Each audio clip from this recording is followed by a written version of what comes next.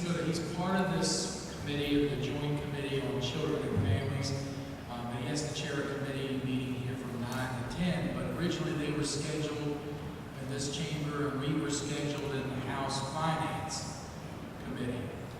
If we were in the House Finance Committee, we would have been very close to each other, and it would have been a tight fit, the amount of people here. So out of graciousness, he had agreed to switch rooms, and he will be here, but the Health Committee has taken that room, and of course he allowed us here.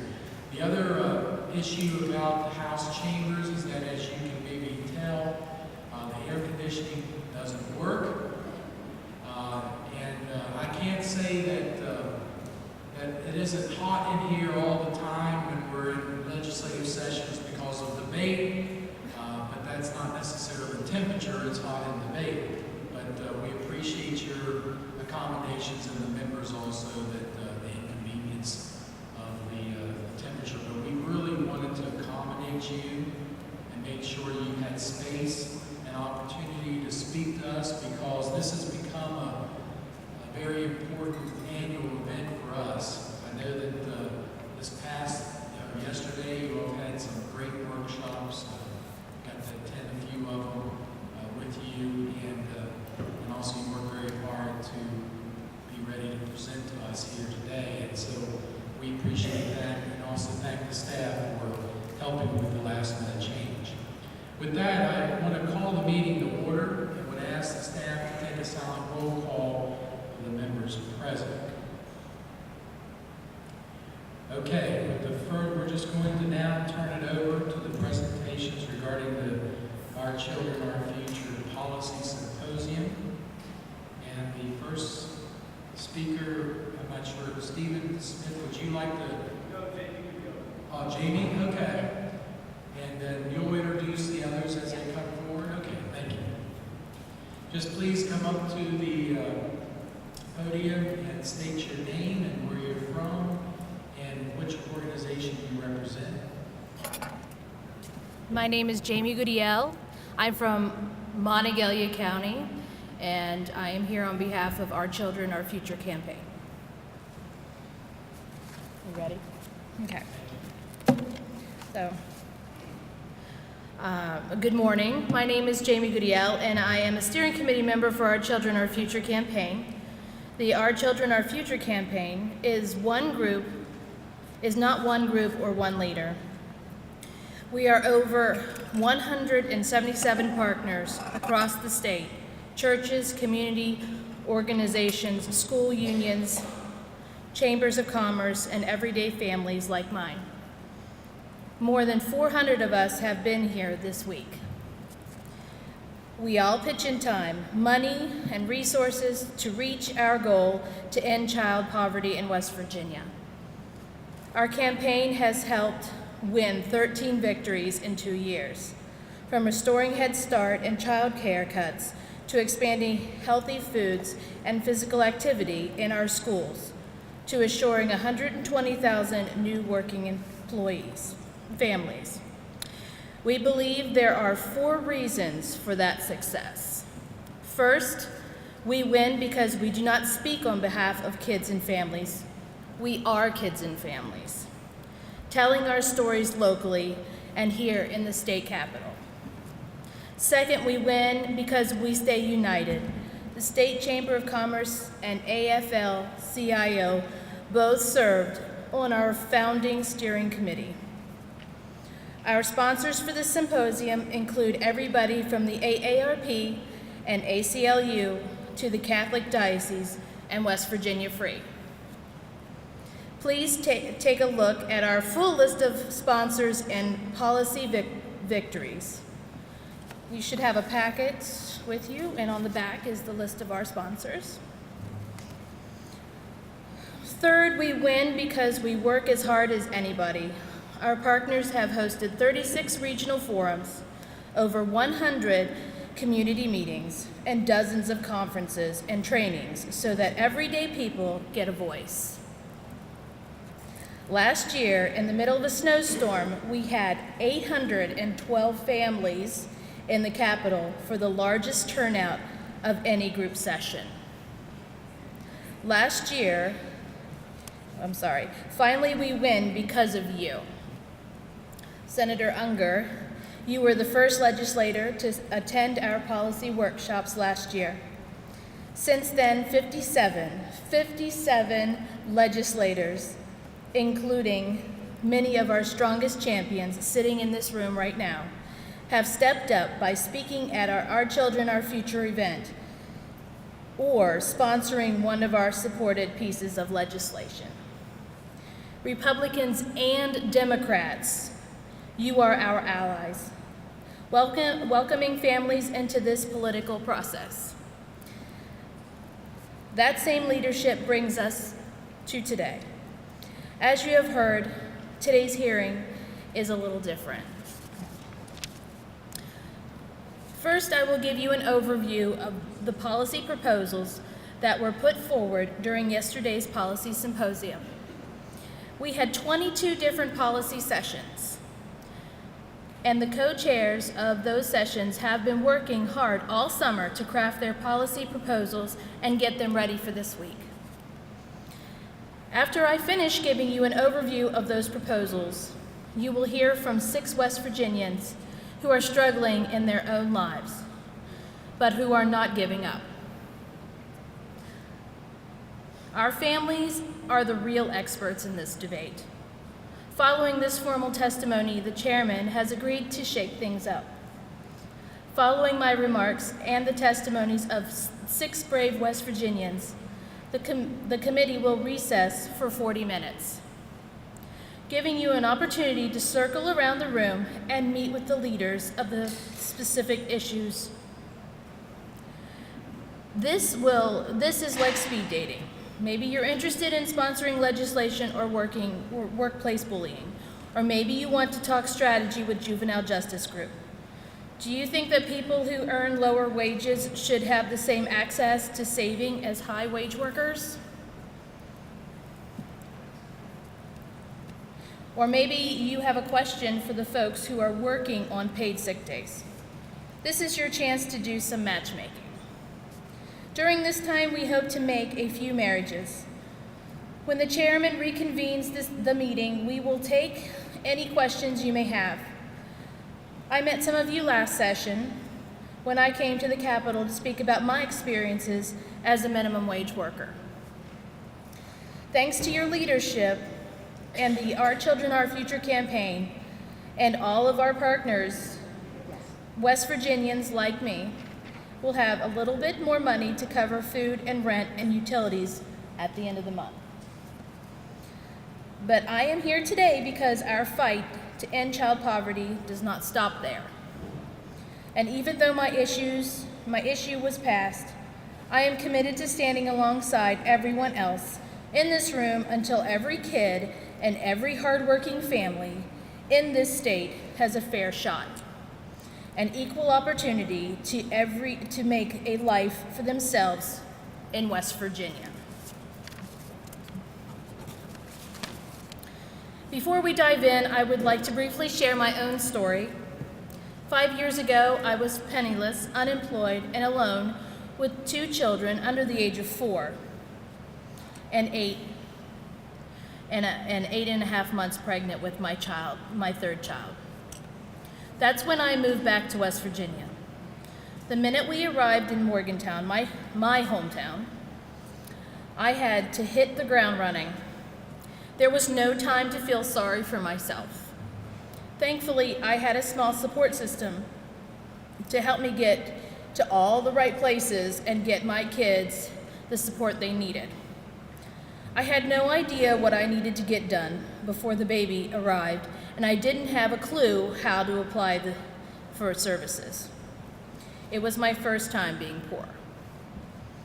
It was very difficult to walk into DHHR and apply for assistance. For me, it meant I had to admit to myself that I was there because I failed miserably at life. It wasn't long after that I found myself alone in active labor, pacing the floor of the hospital room, waiting for the birth of my 3rd child.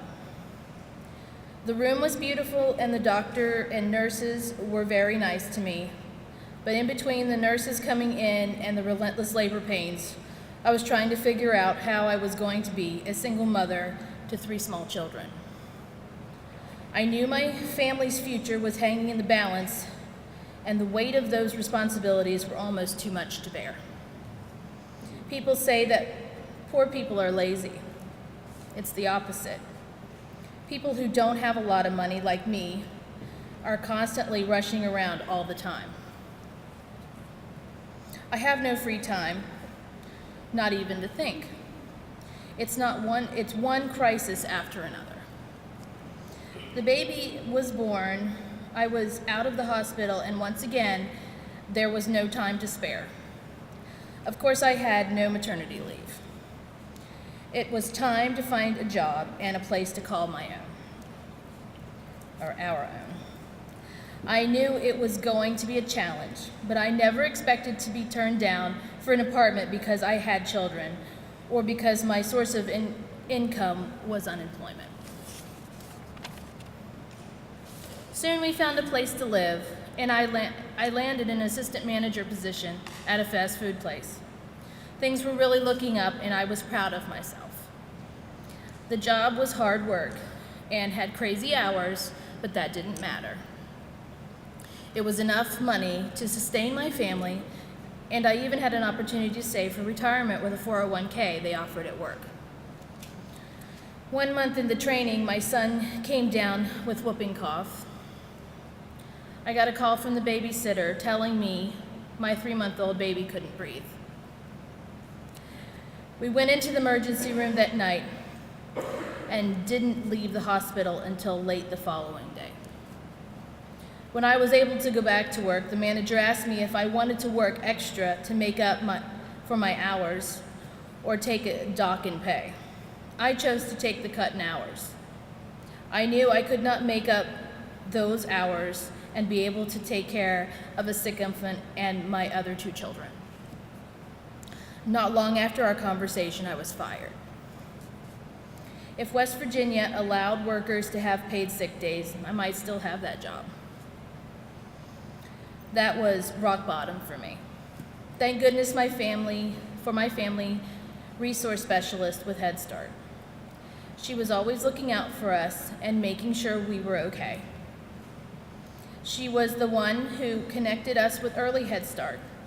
My youngest son was soon signed up, and we were getting bi-weekly visits in our home by a family service specialist. I really looked forward to her visits. I finally had an adult to talk to, even if it was about my baby. It didn't matter. Today, my youngest child is 4. And through all of this, they are obviously my motivation to make things better. You are probably wondering where my husband was during all of this. In 2010, my husband was an illegal immigrant. In January of 2010, I lost my job and my husband had to self-deport, even though we were married. I depleted my 401k, working to ensure he could return to the U.S. It was not easy, but almost a year later, he was granted permanent resident status. And my life as a single married mother was finally over. My husband is living the American dream, working hard, giving back to his family, but we still struggle to make ends meet. We have jobs, but we don't have the kind of jobs that allow you to save for the future like I once had. We aren't here today to tell sob stories. We are here today to tell our stories. We are here today to have a voice in our government. We are here today to make sure you know that our votes and our voices count just as much as any high-paid lobbyist. And we are here today to show you that it's not just about working on one issue and patting ourselves on the back. It's about the long haul. For the last generation, West Virginia families have been under attack. There are fewer jobs than there were 40 years ago. Those jobs pay less than they did 40 years ago. Those jobs are harder to get than ever before and harder to keep. Meanwhile, the cost of things like health care, child care, and healthy food have skyrocketed. With all the crisis in the economy, families are broken apart and split up as they search for the next job or try to cope with not having enough money to make ends meet. Under all of this stress, drugs and obesity are ravaging our communities. Worst of all, social support institutions like churches and unions and extended families are crumbling. You have a handout today with our 22 proposals, and that is this one. Think of our 22 proposals as an attempt to start defending our families from those attacks. These issues are about rebuilding that community of support around West Virginia families. But there is no silver bullet. And even if we won on all of these issues, we would still have a long way to go. We will not reverse 40 years of attacks on families in 1 year, or even 2 or 3 years. But we are here today to start. Reversing these attacks will mean getting more and better jobs in West Virginia. It will mean making the healthy choice the easy choice. It will mean tackling drugs head on, and it will mean paying special attention to our most vulnerable kids. Some issues focus on jobs, creating more jobs, and making the jobs we have better with the same benefits as high-wage workers have, or you as legislators have here at the Capitol. Some issues focus on preserving our health. Did you know that West Virginians spend $3 billion every year on chronic disease treatment associated with obesity? That's $3 billion on preventable diseases. Our whole state budget is $4 billion. Until we figure out a way to cut health care costs and make people healthier, we won't have any money left for economic development.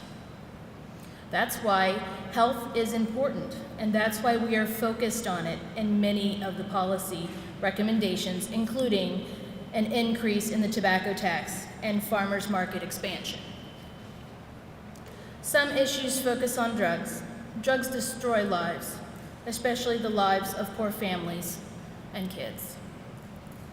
Some issues on helping our most vulnerable kids. It's our job to protect them so they can grow into productive, happy grown-ups.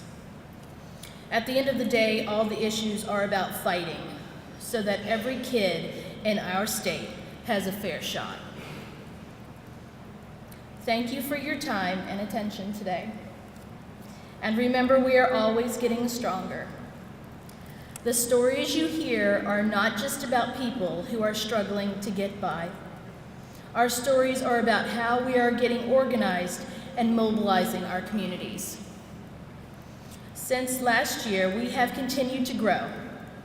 This summer, with our partner project called Try This, we helped fund 42 mini grants, healthy lifestyle projects around the state, and developed a website, trythiswv.com, so that anybody can go online and learn how they can make a difference in their own communities.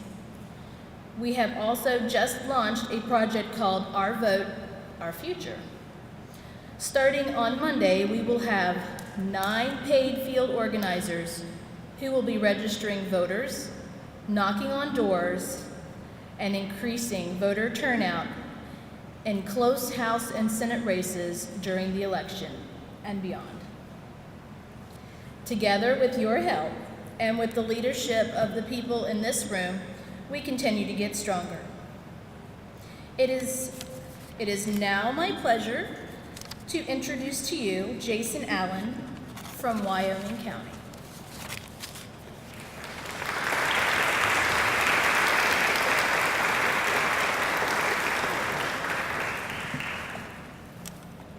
Good morning. Good morning. I want to take a few minutes to share with you the story of my life. Beginning at the age of 3, I lived with my drug-addicted parents. At the age of 4, my grandparents were able to get custody of my older sister, brother, and myself. When I was 7, my grandfather woke us up to let us know that our father had overdosed. Over the next few years, my mother was in and out of my life at her convenience.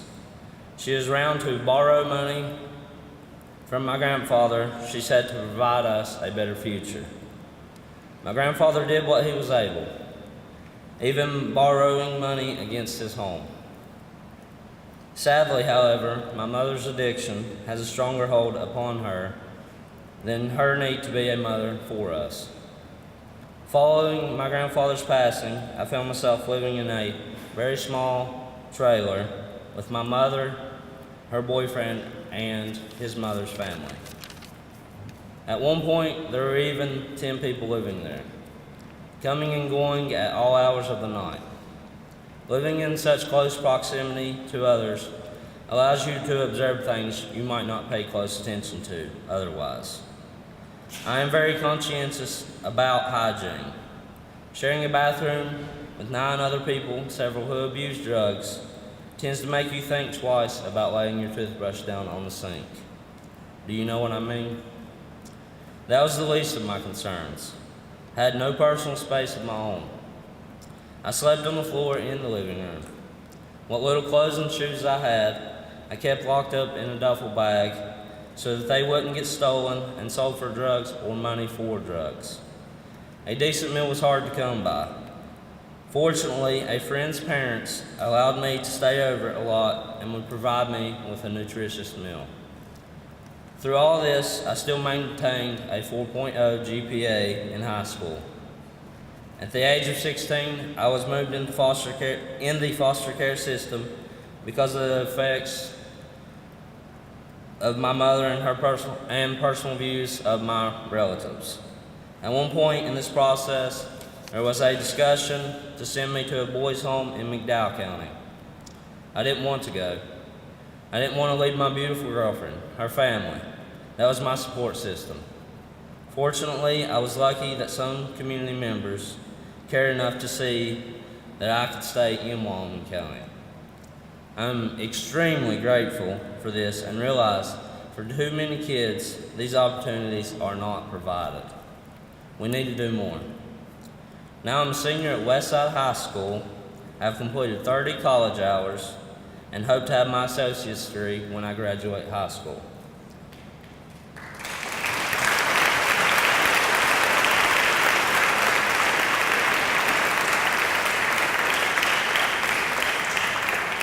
I have maintained an overall GPA of 4.0 in high school and in college. My future plans include furthering my education by going to law school.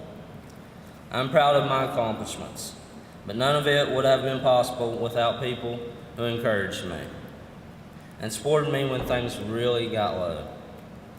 I wanted much more from my life than what life has given me, and I still do.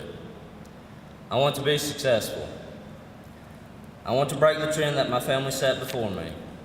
I don't look back because the past will not dictate my future. I know what poverty looks like. It isn't always caused by addictions or drug abuse, although in my family, it was a major issue. In our area in Wyoming County, poverty is becoming increasingly prevalent. Jobs are becoming scarcer, and the welfare system has been abused. Men and women who want to work don't qualify for enough assistance to take care of their families. And yet, my mother and her boyfriend don't work and both receive benefits.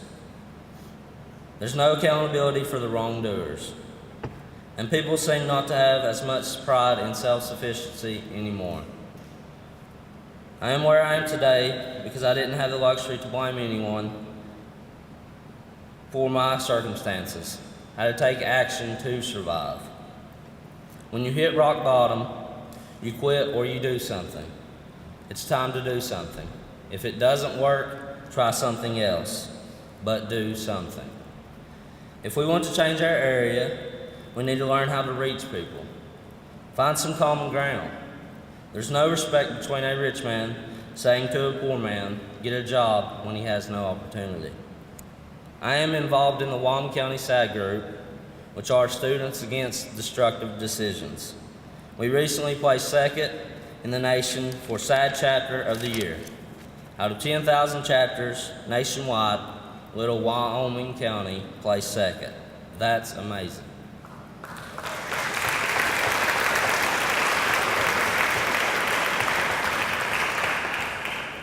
Our goal is to place first next year. Our SAD chapter is currently recruiting new members. There's always something going on.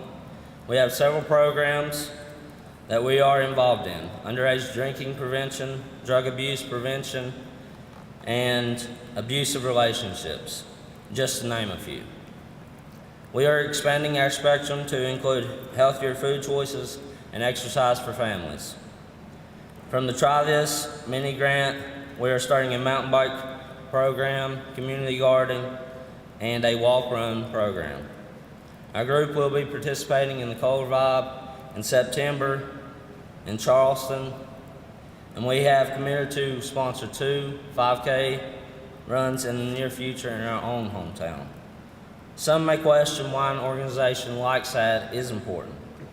My answer to that would be simple. SAD offers an outlet of expression. An opportunity is given to make a difference. Encouragement to be goal-oriented. With loving guidance through compassionate leaders, leaders are being made. The one thing that I hope you all remember from me is that I have broken away from the trend, but many do not. Many children are still suffering in foster homes. We have wonderful people and organizations that are out in our communities that are trying but need to do so much more. As our elected leaders, my hope is that you will do in your power, everything in your power to make sure every West Virginia child, whether born into addiction or poverty, has the opportunity to find their true potential and abilities. I know that working together, we can make the state better for all of the children. Young people are a wonderful resource. We can bring new ideas and enthusiasm to the plate.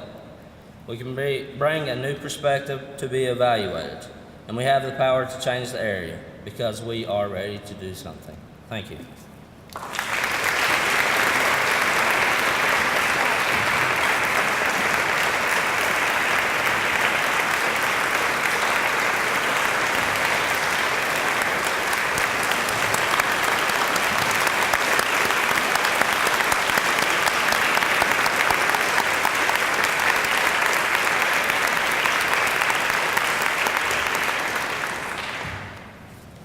Thank you, Jason.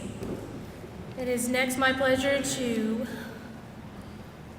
bring forward Lisa Radford from Tucker County.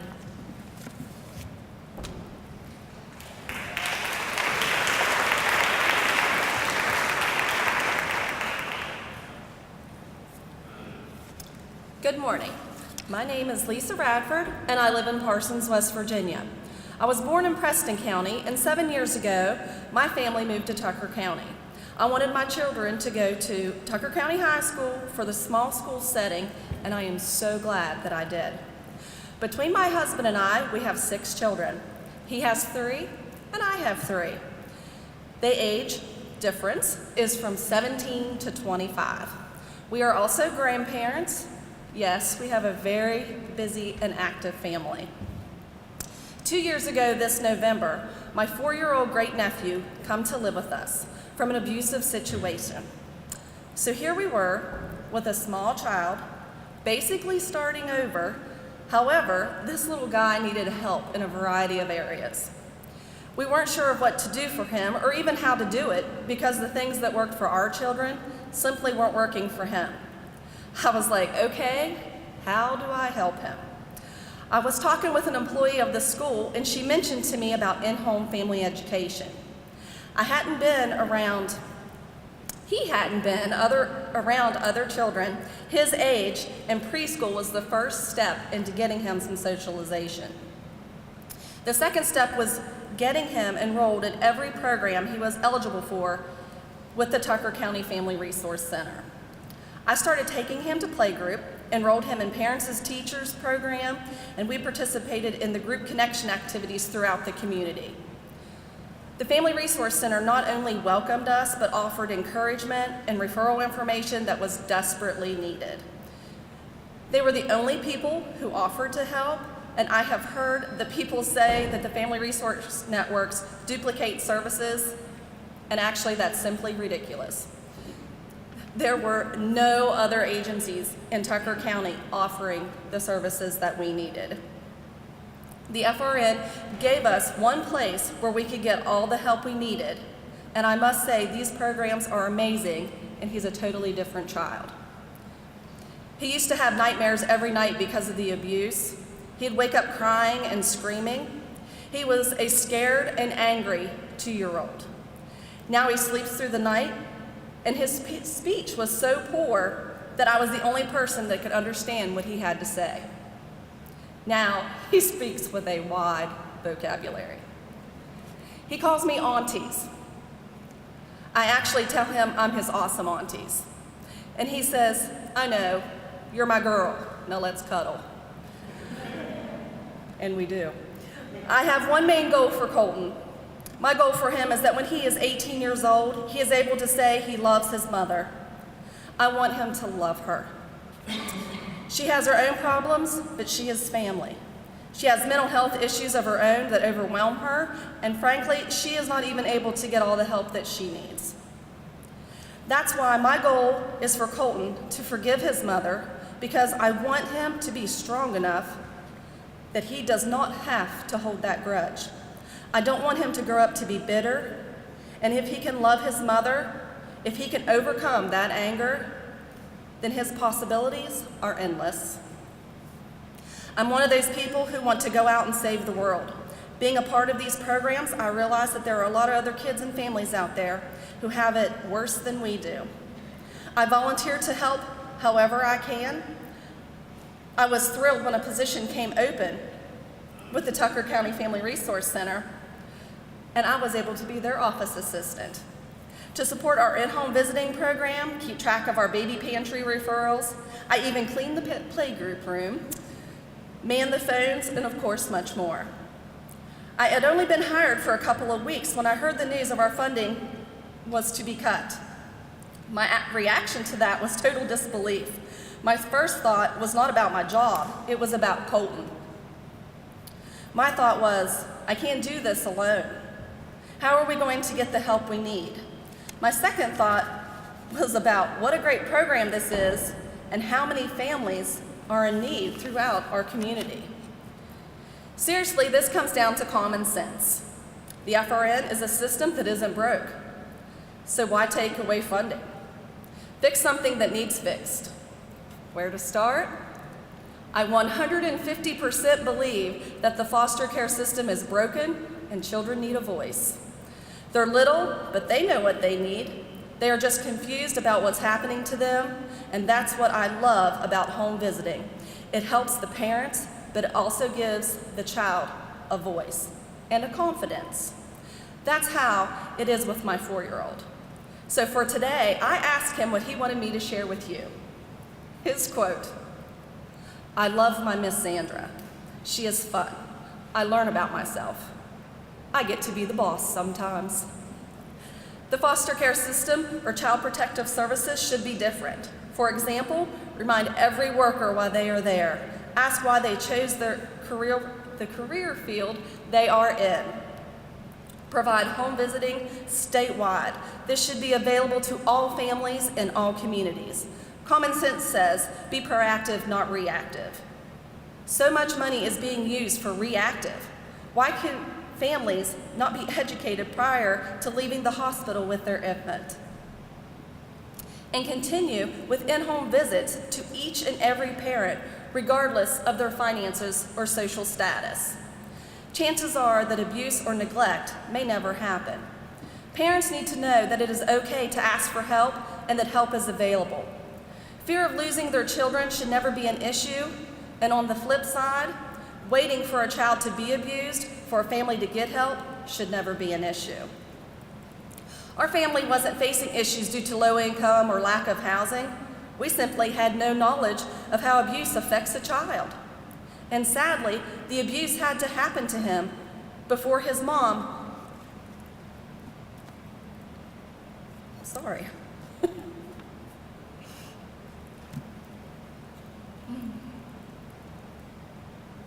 because his mom wasn't given the help she needed. And now he isn't able to be in her home. I'd say let's educate parents, let's educate children, and let's stop being reactive to angry children that grow into angry adults, that develop into angry parents that abuse children. Now, I want you to remember Colton. I want you to remember these children, because with the in-home visiting, he is going to be super successful, and he's going to be a happy child, obviously with this smile. I want you to remember that he doesn't have nightmares anymore, and one day, as a man, not as a child, he will say, "I love you, Mom." Next year, you will again decide whether or not I lose my job. You will decide whether or not kids like my great-nephew and families like ours can get help. Will you choose to be reactive after a family is divided, or proactive to make families stronger together? We have heard from the governor's office that they would sign off on making the $1 million from last session permanent, but only with your help. It is common sense, and yes, it is that easy. Now I challenge you to decide, where do you want to put your money? Thank you.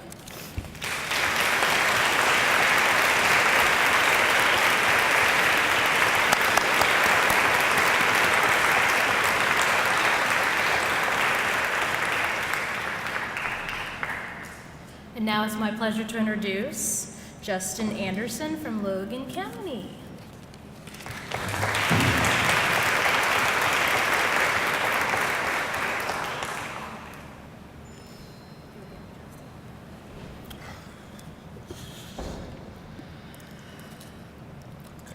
Good morning. My name is Justin Anderson. I'm 15 years old, and I was born in Parkersburg, West Virginia. Now I live in Holden in Logan County. I'm a part of BAPS, Believing All Is Possible Youth Leadership Program. As a kid, my mom and dad had problems. There was lots of commotion in my house. My parents have been going through a divorce since 2010. My parents would argue over little things and big things. They often fought about money problems. In the 5th grade, when they got divorced, I was separated from my mom for 9 months. During the battle of custody, battle, and legal issues,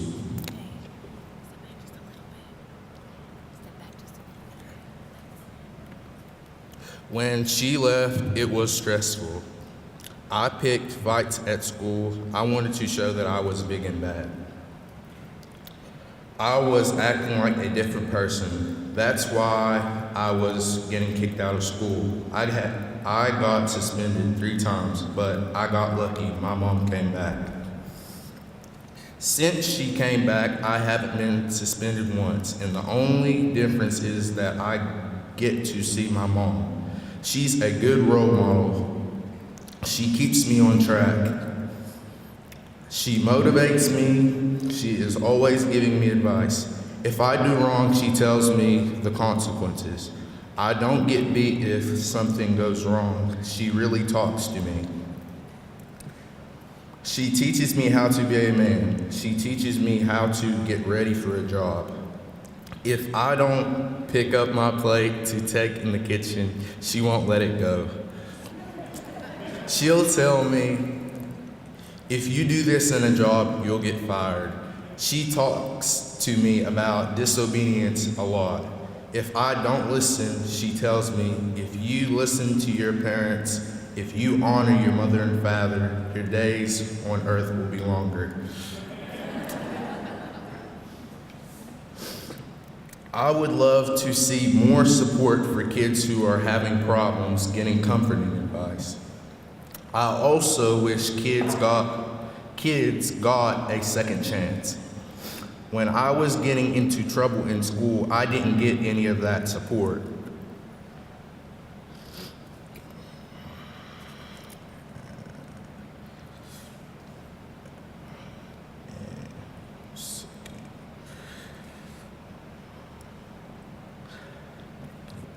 I just got suspended. If my mom never came back, I would probably be in some big trouble now.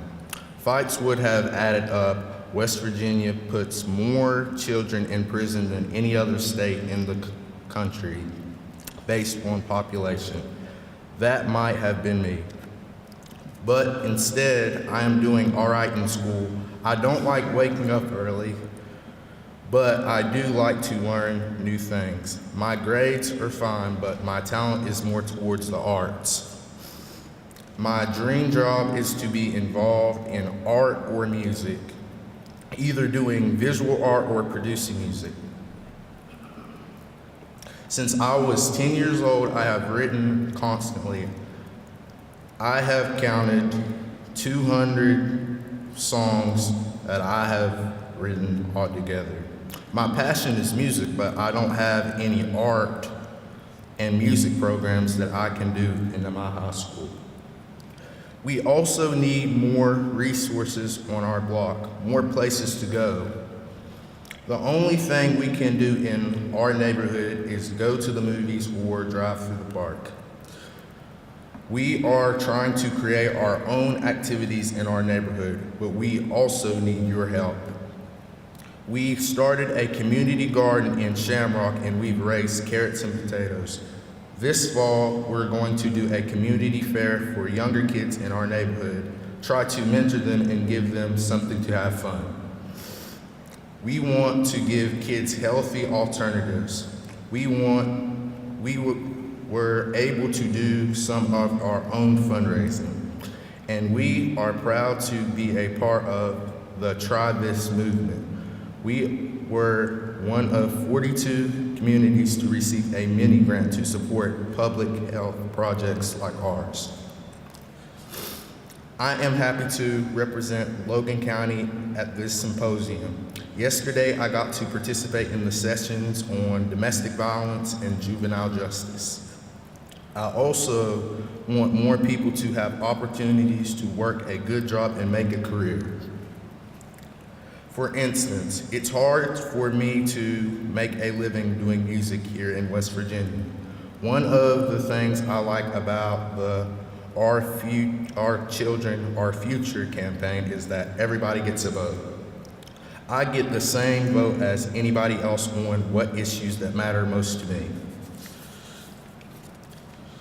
Please remember that young people like me want to stay in West Virginia. We want to have opportunities here.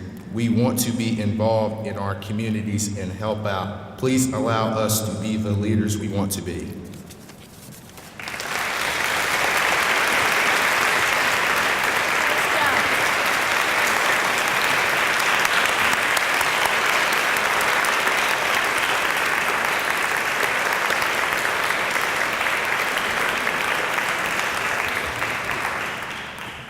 Thank you, Justin. It is next my pleasure to introduce Kathy Smith from Barbour County.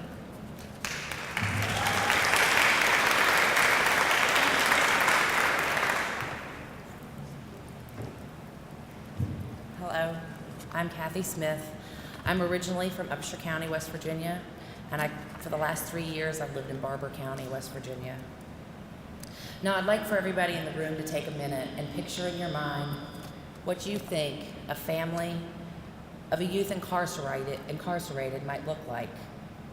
Now once you have that image, I want you to listen to my story, and I want to introduce my family. I married my husband and the father of my 2 children 21 years ago. When our children misbehaved, we grounded them. We took away their PlayStation. When they made good choices, we rewarded them with love and affection. We felt respect, integrity, and good morals would give our children the tools to make good choices. During my son's 6th grade year, he proved this to be true. When a student offered him drugs, he went straight to the principal for help. Now let me explain how my son went from reporting drugs to drug addiction. My son's 8th grade year, there was a custodian at his school. He was showing pornography to the children. He was teaching them how to smoke pot. He was grooming these kids. Of the 6 children, my son was the only one that filed charges. My son said he had to be stopped from doing it again. Shockingly, the state police and the Board of Education were against us filing charges. We did. The man spent 60 days in jail. The event had a lasting effect on my son as he progressively became more withdrawn and more anxious. As my husband and I struggled to find our son's services, our child spiraled quickly out of control. The child that once stood against drug is now suffering with drug addiction. Why? We don't use drugs. We taught him the dangers. We reminded him every time he left our house, no drinking, no drugs. But the trauma of the experience was more powerful. We found a program. It was a 2-hour drive, but it was worth it. He was my son, and he was in crisis. There was a 3-month waiting period to get my son in the program, which proved to be 3 months too late for my son. He was now in trouble and facing jail. My son was placed on home supervision with no services, no interventions, no programs. During that time, he was horsing around at school, and a week later, my son was handcuffed and escorted from the school by a sheriff's deputy. I did not learn of this from the courthouse, from the sheriff, from the school.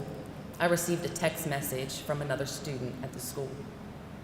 It took an additional week for me to find out why my son was arrested and why he was escorted from the school. No one, not even my son's court-appointed attorney, would give me answers. His DHHR worker said, "Ms. Smith, I'm sorry, but I had nothing to do with this." From this point, my son spent 101 days in jail. No magistrate, no evidentiary hearing, no chance of bond, and no judge. On day 101, my son was adjudicated and sentenced. My family was ripped apart. My son was sentenced, but it was not just my son that received a sentence. It was my entire family. My child was locked up, and we were locked out. Now, instead of my family curling up on the couch for the evening movie, we spent our evenings consoling my daughter as she spent weeks crying herself to sleep and slipping deeper into depression, to the point we needed medication for my daughter. She had lost her best friend, her confidant. During one of our 15-minute phone calls, and I say they're short phone calls, my son stopped me and said, "Mom, listen, I'm okay in here. I can handle this, but you have to help this kid." As I listened, I heard some of the most appalling stories I'd ever heard. A 12-year-old child locked up. He looked as if he could only be 8. He was locked up with 17 and 18-year-old young adults, not in a treatment facility, a jail. This 12-year-old child was locked up for bringing a bag of grass clippings to school. He is not a threat to society. This child was made a poor choice, a bad judgment call. We as society are supposed to teach our kids, mentor how to make better choices, not treat them as hardened criminals, locking them up in a jail and teaching them this is where you belong. Children are really born innately good, but one traumatic experience can send their lives spiraling out of control. Families have no resources and access to services. They are told if your child has problems, we can have them arrested and sent to a facility. Families don't want to have their child arrested and sent to jail. They want their child home and helped. Comparing West Virginia to the rest of the country, it is clear that we are falling short in offering our children and our families what they need. While other states are reducing incarceration, West Virginia's youth incarceration rate is on a steady increase. The research shows that when a child is taken out of their home and out of their community for nonviolent crimes and status offenses, their long-term outcomes are very poor.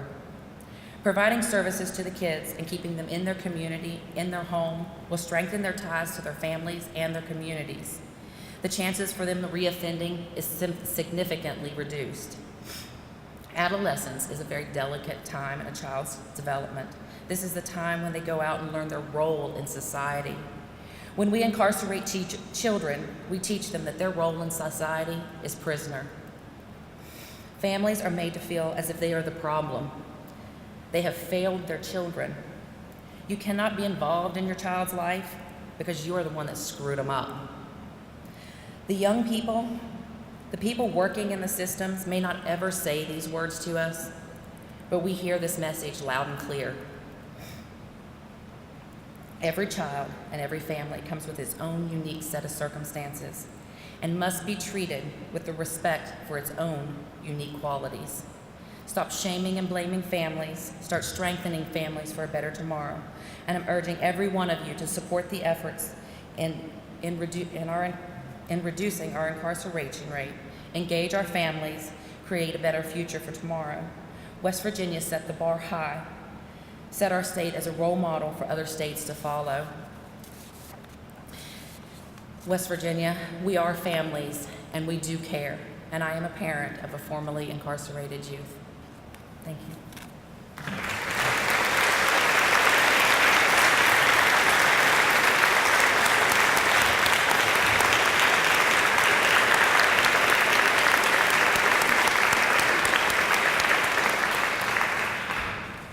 Thank you, Kathy. It is now my pleasure to introduce Nicole Banks from McDowell County.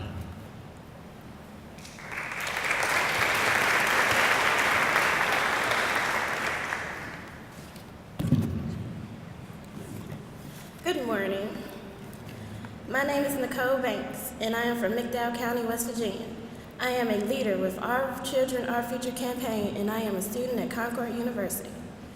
I have wanted to be a therapist ever since I was a little girl. I knew back then that I loved helping people, and that's what I wanted to do with my life. Growing up, I always had friends coming to me, asking me for advice with problems because they trusted me with their secrets. My parents pushed me to go to college, especially my dad. He was very active in my life, especially when it came to school and church. He was a deacon and made sure we went to church every Sunday. He set study times for me and helped me with my homework when I needed it. He volunteered his time to help out around school when I was in elementary school and middle school. He was a hard-working man, too. He worked in the coal mines before I was born. Later, the only job he could get was at Walmart. He kept working even though he got sick. The doctor said he only had 10% of his heart working. I love my dad and appreciate the help and helped me proceed in school. Whenever I had issues with my classes, my dad would be at the school to discuss solutions with the teachers. He wished he had a chance to go to college, so he pushed me hard to make good grades in school so I can go to college. He even got me in programs like Head Start, Upper Bound, and HISTA to help get me a good start with college. My parents told me that they knew I would be the one to go and finish school. That's what made me push so hard. I wanted to make them and myself very proud. When I was 16 years old, my dad got sicker. I helped my mom take care of him. He couldn't do anything. He couldn't move one side of his body at all. We had to get hospice to help us take care of him. He had no insurance through his work. I would go to school during the day, and when I would go home, I would clean, cook, go grocery shopping, and get the mail. Additionally, my mom taught me how to write checks so I could help pay the bills. I helped take care of my dad and spend time with him. My mom had arthritis in both her knees. It was hard for her to get around, so I wanted to help as much as I could. For some students, going to college is a natural thing. They know where to get help, applications, and scholarships. They also spent time on campus, on college campuses. Everyone they know is going to college or has a college degree. In high school, they can focus on school without having to worry about crisis at home or getting a job to help their families. That's not me. I felt like I had to grow up faster than the other kids, but I wanted to do whatever I could to help my family. After going back and forth from the hospital, my dad died. I'm sorry.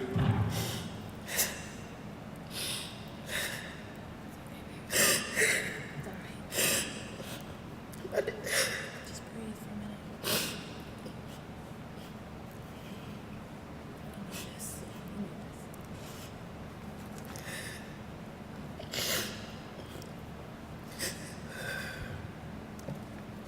My dad died 3 months before my high school graduation and three days before my 18th birthday. I still went to school and graduated. It was hard losing my dad, but I knew I had to finish school. After graduation, I got a job at the movie theater in Welch, West Virginia. I had to choose between work and doing things to help my family. Hold on. Sorry. I had to choose between going to work and doing things that could help me with college.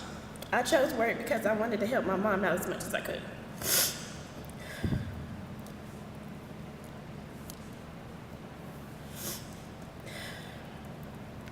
Concord University is only 1 county away from McDowell County. But when I decided to take classes there, I had no idea how to get there, so my mom bought me a GPS. After I got in, I lived on campus and I got a job at the bookstore. I went home every weekend to be around my mom and see my family and friends. She said she didn't want to hold me back and is very proud of me. Some people think I should stay home and take care of my mom. Maybe they were right. When I first started school, I didn't know anything. It was like I was in a foreign land. I had to learn through trial and error. It was really hard. After a while, I finally learned my way around. But I understand why students give up on college. I love my sociology classes, and I learned that I can become a therapist earning a master's degree in social work, which I plan on doing so at West Virginia University. I dream of having my own office after I get my master's degree so I can provide services for low-income families. They truly need the help the most. If the Medicaid reimbursement medical health initiative was passed in West Virginia, I'd be able to live and work in my hometown and community that I love and want to be a part of for the rest of my life, while helping people in my area lead healthier and better lives. I love West Virginia, and I want everyone in our state to be healthy. Mental health is one issue that is important to me, and we also have our obesity crisis. I've seen chronic diseases take away neighbors and family members.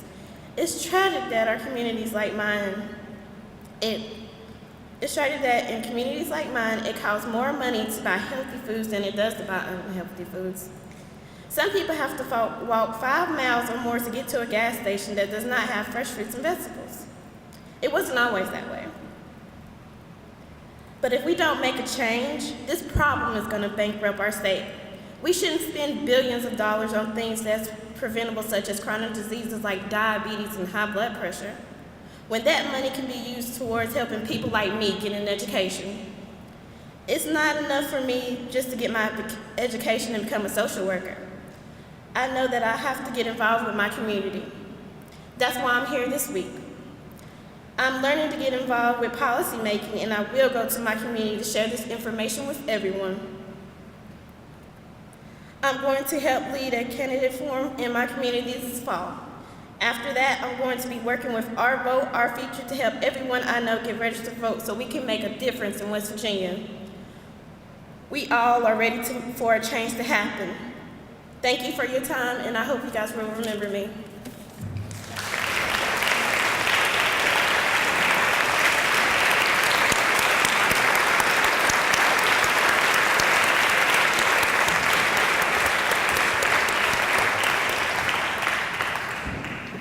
Thank you, Nicole. It is now my pleasure to introduce our last speaker, Anthony Howard from Putnam County.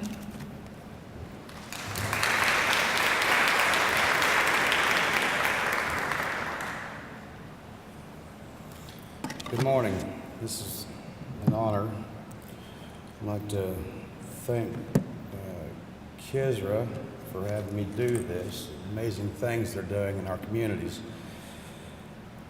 I was born in Cabell County and had a very good childhood. My brother and I did. We come from a very supportive family. And whenever I got in high school, I started drinking, using drugs, getting high. In 10th grade, I was asked to leave because of trouble that I was constantly staying in. Got out of school, went to work, and my addiction had gotten worse. And met a young lady. We had a child together. We lasted about 8 months after he was born, and we separated, and he was out of my life for several years. Met another young lady, got married, had 2 more children, and the addiction and the alcohol was so, great in me that she left as well.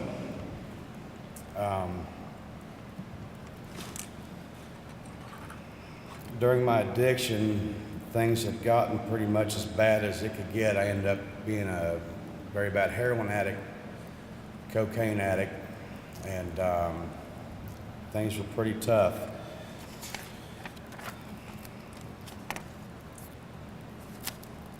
Towards the end of my addiction, I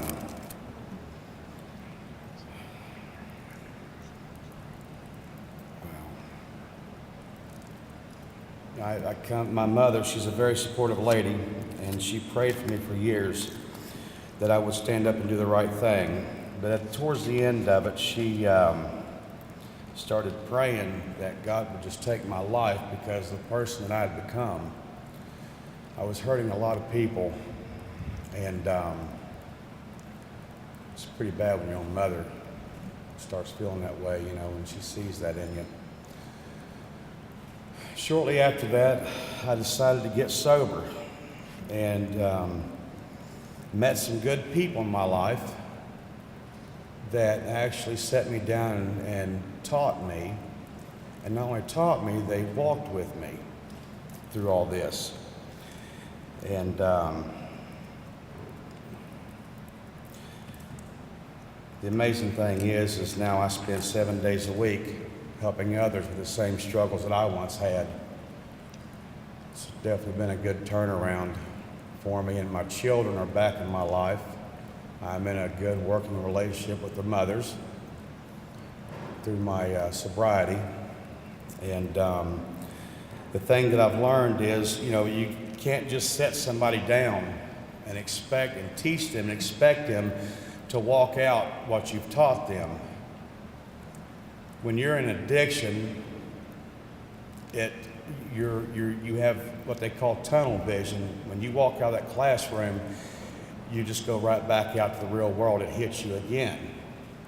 And I'd like to find folks at Kisra and the program that I work for, we not only set you down and teach you, but we also walk it out with you on a daily basis. It's absolutely amazing. That's why the success is so great. The program that I work for, we are a faith-based program called the Rock Ministries. We're in Putnam County. I work with a lady, our director, named Sheila Martin. Such an amazing family. Her heart goes out to people that struggle like I did in the past. And so basically, you can't just throw someone in the classroom and expect to change their lives. You need someone to be waiting for them on the outside of that classroom saying that I am ready to walk with you. That's the hard part. And that's what our children, our future campaign is about. This campaign is about finding everyday people like me and getting them involved in their own communities and in their own state. It's not just about policy change. It's not just about advocacy. It's about taking responsibility for yourself and taking care of each other. We need a government to do more, but government alone cannot solve these problems. We need people that'll stand up and do the right thing, take somebody by the hand, lead them, guide them, teach them how to live right. It works. It works. It worked for me, and I've got gentlemen in my house, the program doing so amazing. It's because we don't only teach them, we walk with them. We help them make the right choices. And that's exactly what I needed. It worked for me, and it's working for them. I'm very proud of them.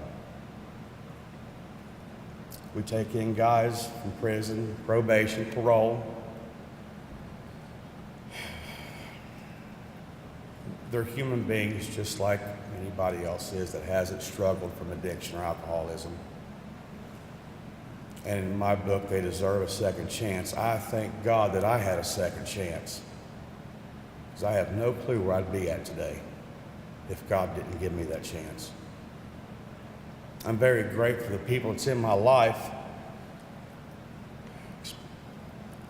Miss Way, Miss Tomer, amazing. Thank you. They walk with us in our program. They help teach our guys and myself. Grateful. Thank you. Anyways, that's basically all I got. I could have went into a lot of detail. I spent 23 years out on the streets doing the wrong thing, hurting the communities, and for that I do apologize, because I was a part of the problem, and now I am part of the solution. It's amazing. So thank you. I thank you for the opportunity to do this. We need more people that'll stand up and help these guys through this. It's just not going away for a while. I assure you that. Thank you.